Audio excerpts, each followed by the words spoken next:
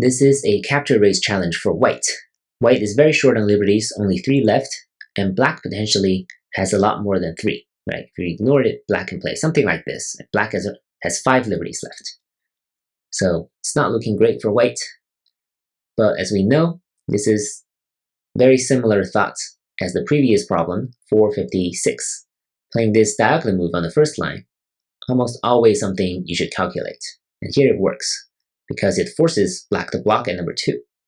And now it seems like white is still short, but because of this potential weakness in black's shape, white can play here. If black connects, now number 1 will work, because number 6 cannot come in here.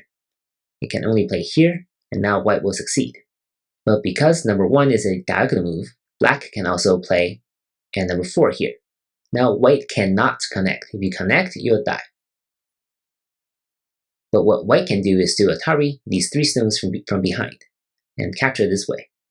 And this sequence is considered correct for the purpose of this problem, because white has successfully captured black and escaped. So once again, we're seeing the magic of this diagonal move on the first line.